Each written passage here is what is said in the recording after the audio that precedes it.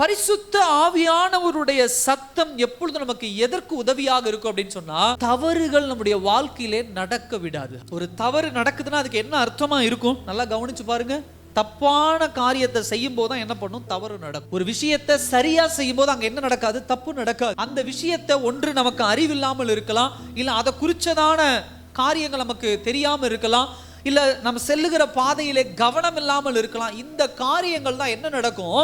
சில நேரங்கள்ல எரர்னு சொல்லுவாங்க, தப்பா என்ன பண்ணிரும்? கொண்டு போய் முடிச்சிரும். கிறிஸ்தவ வாழ்க்கையில கர்த்தர் எல்லாவற்றிற்குமான ஒரு சரியான விகிதத்தை கர்த்தர் வச்சிருக்கிறார்.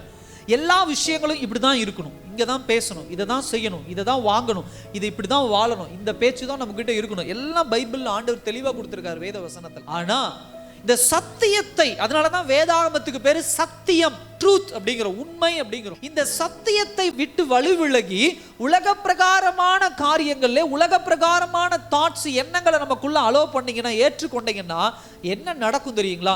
இப்படிப்பட்ட தவறான காரியங்கள் என்ன பண்ணும்? நடக்கும். ஏன் ஆண்டவர் பரிசுத்த ஆவியானவரை நமக்கு வைத்திருக்கிறார்? பிதா இந்த பூமியில வந்தாரு, எல்லாத்தையும் படைத்தார். இயேசு கிறிஸ்து இந்த பூமியில வந்தாரு, உங்களுக்காக எனக்காக ரத்தம் சிந்தி பரலோகம் திரும்ப போயிட்டார்.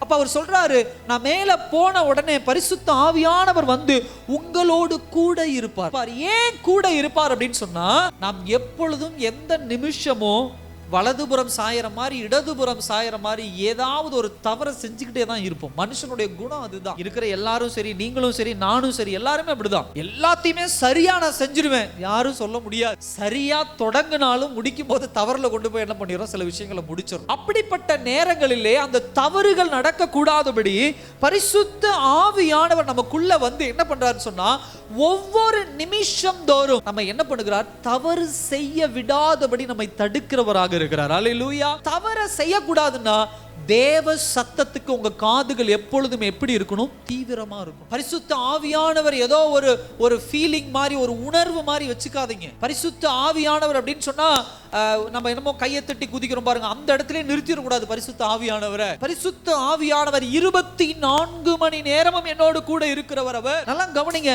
இந்த வேத வசனத்தை மாம்சத்துல நாம என்ன பண்ண முடியாது? ஒருபோதும் கீழ்ப்படிய முடியாது. உலக மனுஷன் கையில கொண்டு போய் இந்த வேத வசனத்தை, பைபிளை நீங்க கொடுத்து பாருங்க, இதுல சொல்ற விஷயங்கள் எல்லாம் அவங்களுக்கு எப்படிப்பட்டதா இருக்கும்? கடினமானதா இருக்கும். ஆனா அதே சமயத்துல பரிசுத்த ஆவியானவர் யாருக்குள்ள இருக்கிறாங்களோ அவர்களுக்கு மாத்திரம்தான் இந்த வேத வசனம் வெளிச்சமா இருக்கும். கீழ்ப்படிதலுக்குண்டாக போக முடியும்.